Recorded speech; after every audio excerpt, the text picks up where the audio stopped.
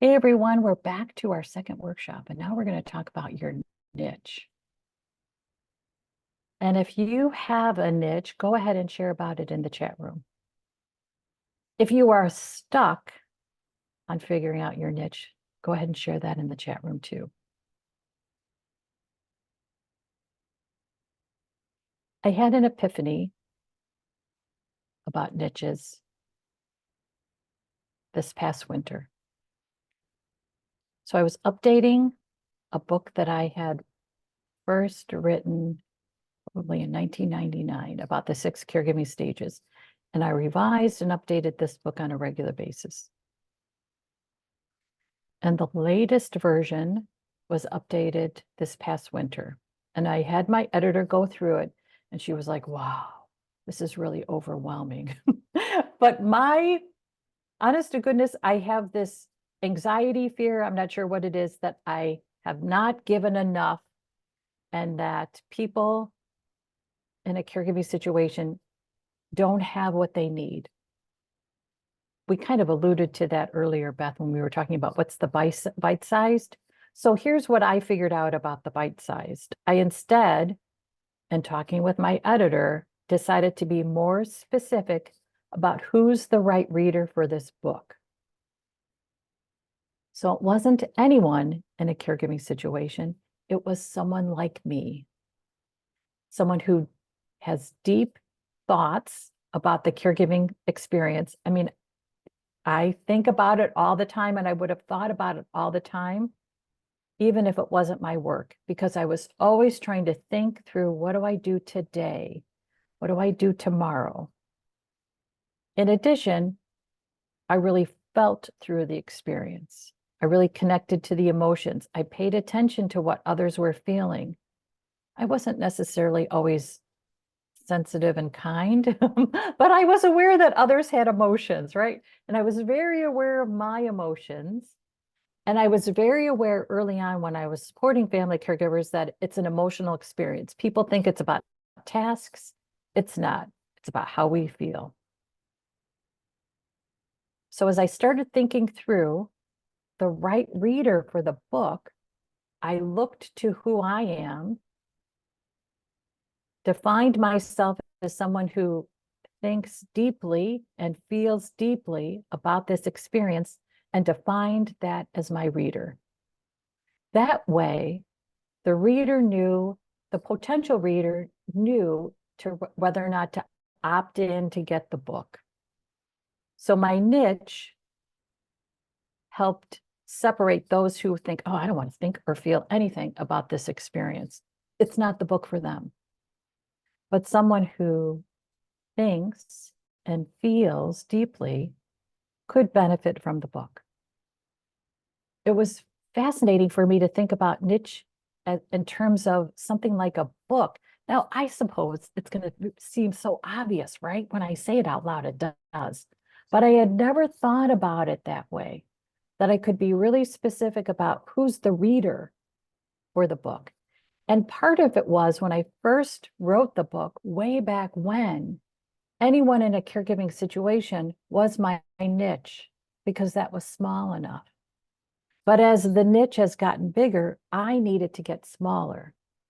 And it helped me with the book. And it helped me feel better about releasing the book, because I started thinking through, oh no, what if I put out into the world something that makes it harder, not easier?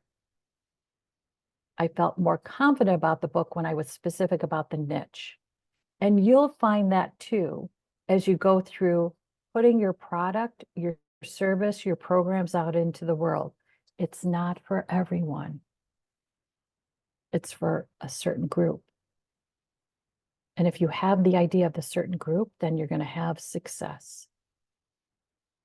That way, for instance, if someone reads my book and says, this book sucked, then I'll think, well, they're not a deep thinker or a deep feeler, right? Then it's okay, right? And the book isn't for them. I think sometimes the other thing is we get so worried about the reviews. I do. Oh my gosh, the reviews, the feedback. Ugh. But if I recognize it's not for everyone, then when I get a bad review, it's because it wasn't for them. And it's okay. So Amy's sharing that she she's playing with the idea that her niche is the unexpected caregiver. How to get organized, who to talk to, and trying to reduce some of the stress. Navigating the maze when it's hot. Yeah, share a little bit more about that, Amy. Yeah. Oh, hits from left field. There we go. There we go. Thank you. Hits from. It's okay. That's how we all type on a Saturday morning. Hits from left field, right? If you are interested in a little more insight around what I think to be almost like the emergency beginning to caregiving, we did a really interesting discussion with 3 family caregivers about what it was like when caregiving started overnight.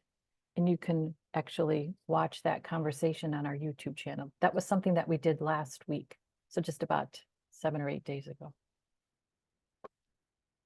Okay, so I used a description of myself to figure out who my niche is. So let's do that for you. If you have been a part of my sphere for a long time, you know that we write 6-word stories. I love to write 6-word stories because it gets me to focus in on what's most important. I have to edit out unnecessary words. So I'd love for you to think through, in 6 words, who are you? So you can use I am as words that are not part of your 6 words. So I am, and then start with 6 words. Here's the other rule about 6-word stories. You can hyphenate words, and that's 1 word, right? So hyphens are our friends when we're writing 6-word stories.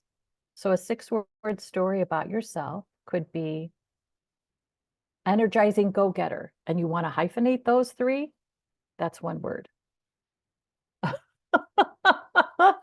Yes, we could also slam the words like in German. Thank you, Beth. Yes, right. Yes. Okay, so if you feel comfortable, feel free to share the 6-word description of yourself in the chat room. And notice that mine really is, you could say 4 words. You could say deep thinker and feeler. And that got right down to it. So the more specific you can be, the more specific you can be about who you want to attract.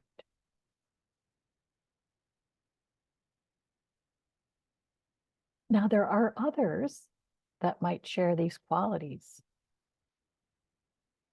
Who else is like this? So, for instance, who else is a deep thinker and feeler about caregiving?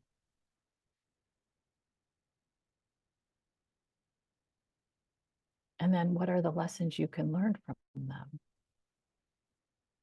And then how could you collaborate with them?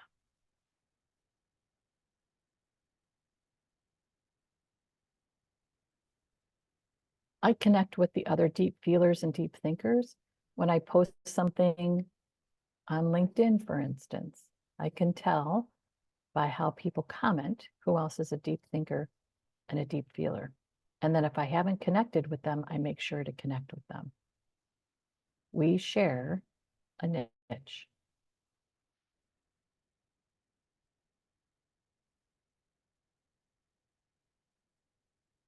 But there's also something that separates you from the competition. It could be something like how hard you work. Now, I want to say that in a way that we also take care of ourselves by not overworking, but maybe you say, you know what, I work hard, and that's what separates me from the competition. It could be that you are really committed to connecting to others in a similar situation. And you can see that others kind of do it, but don't really do it. You really are committed to doing it. Here's something that separates you from the competition. You showed up on Saturday morning for this event. That separates you from the competition because you are committed to figuring this out. You're going to do the hard work to get to the place where you think, I have figured this out. So Laura's sharing in the chat room. She is a dementia behavioral.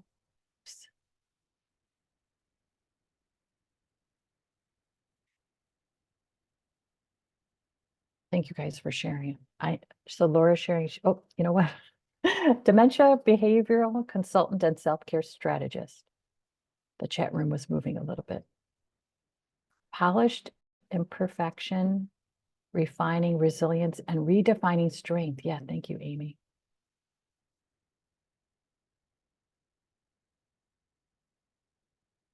Okay.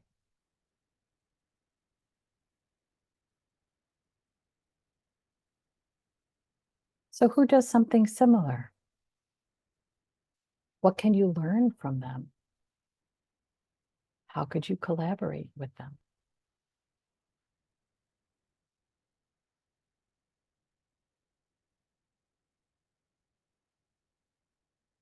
Off the top of your head, who's one person you know that does something similar?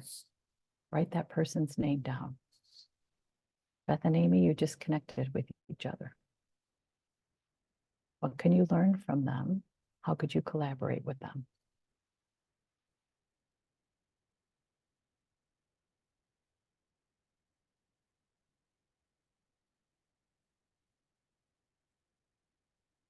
Okay, now write a one-sentence description of your niche.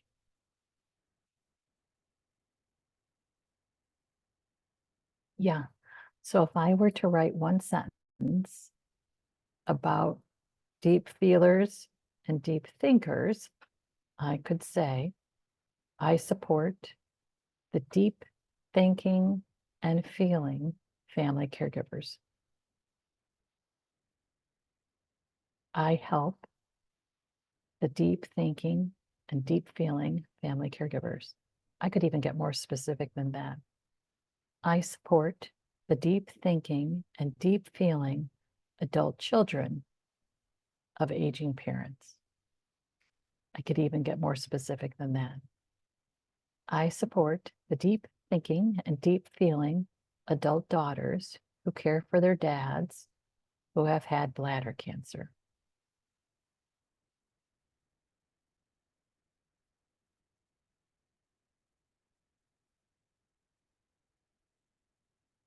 The more specific that you get, the easier it is to reach your niche and the better your product and services for that niche, because they share characteristics, values, qualities, needs, desires, experiences with you.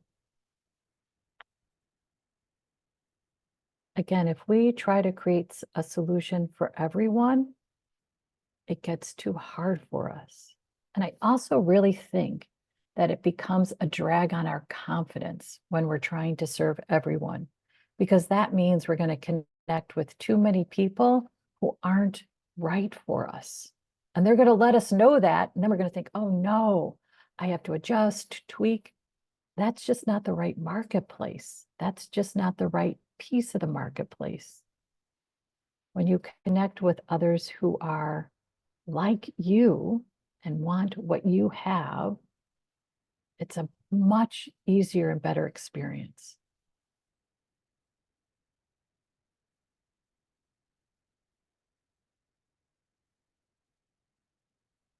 So Amy is sharing in the chat room, I help new family caregivers get organized and navigate the healthcare maze with less stress. So she's wondering if that's too broad. And I would say that's where you start. You've got a narrow focus, new family caregivers. You've got two goals. You want to help them get organized and you want them to help them with the navigation. And the outcome is that they feel less stressed. And then as you start to work with that marketplace, you could get more specific. Again, it could be that you decide, you know what, it's adult daughters, it's spouses, it's parents. You could get more specific about who that new family caregiver is. Working family caregivers. You could get more specific of new family caregivers of individuals with dementia, cancer, Parkinson's. So you could get specific about the disease because that disease might impact what their navigation experiences are. My dad had cancer. My mom had Parkinson's. We navigated different parts of the healthcare system. So if you get specific about that disease, you can help with that navigation. So someone with cancer is going to have different decisions to make and different experiences with treatments than someone with Parkinson's, for instance. How does that sound, Amy? Okay. So Laura is sharing, I show family caregivers how to understand the needs of the person with dementia and themselves and how to meet them over the long term. So a specific niche, individuals with dementia and their family caregivers.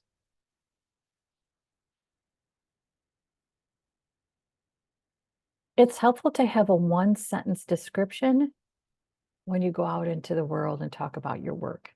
You're going to go to networking events and people are going to say, what do you do? And if you have that one-sentence description, you're ready to share it. And if it's specific, then people are going to say, oh, wow, how do you do that? They'll ask for more. And they also might say, oh my gosh, my sister-in-law is in that situation right now. Do you have a business card? Yes, I do. As a matter of fact, I have a business card. We've talked about this before. I think it was in our advocate training, that if you don't want to actually print business cards, you can use a digital business card. I've been using Hi Hello. And what I like about that is the opportunity to tailor what's on my business card, this digital business card, depending on where I am, depending on my networking event. So if there's a particular solution or product that I want to focus, that I want to really feature at this networking event, I'll change the links on my digital business card.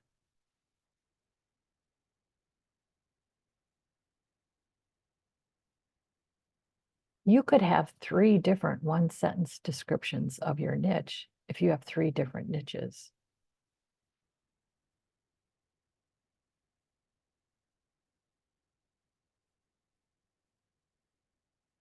And then when you have this description of your niche, you're going to think about, well, what's the product I want to create for it? It could be a book or a workbook. It could be a monthly newsletter. It could be a blog. It could be a workshop. It could be a podcast. It could be a system or a process. That's what we've been talking about with navigation too.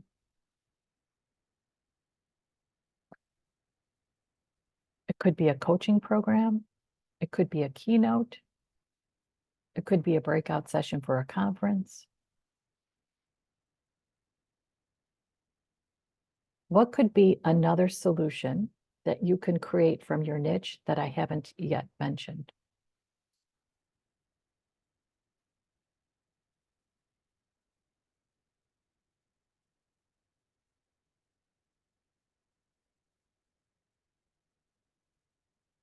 Yeah, Laura has a course and a community. Yep. You could create a community, and within the community, you could have courses.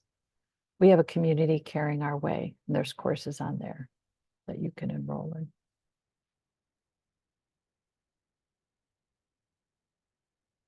You could do a YouTube show.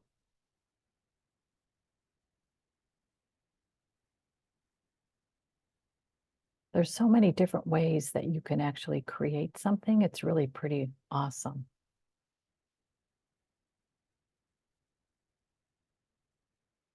Okay, and I'm curious which one of these options that you can create sounds really doable to you today.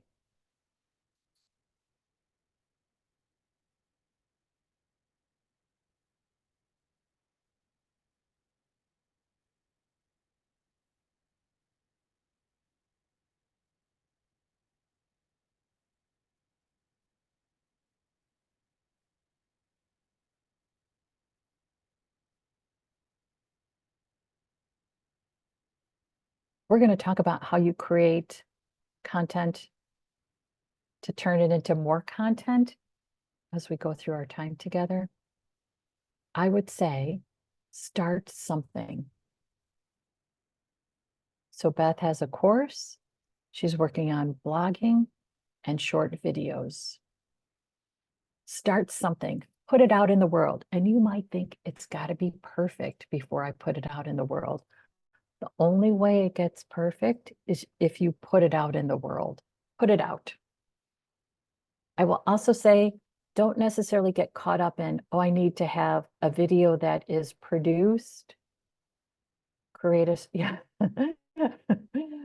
short video and put it out there. Don't worry about producing it.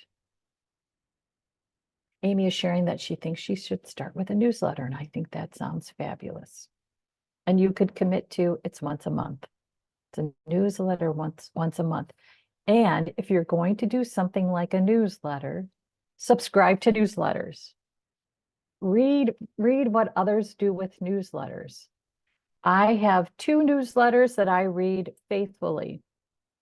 Chris Brogan has a Sunday newsletter that I read every Sunday morning. If you haven't connected with Chris Brogan, he's a marketing guru. Get his newsletter and you'll see it's all text. It is not highly produced. It is an idea that he puts out in a newsletter. So you don't have to spend a lot of time figuring out what are the graphics, what's the branding, to deliver value with your content. So Chris Brogan, and the other one is Seth Godin. And Seth has a newsletter every morning, every morning. And every day I read his newsletter. And again, it is not highly produced. It is content that he puts out into the world that offers value.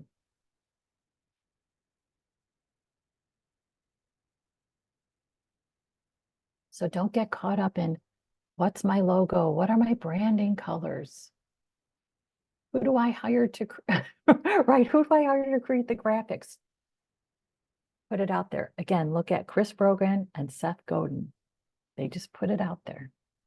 You have to start. It only gets better when you put it out there.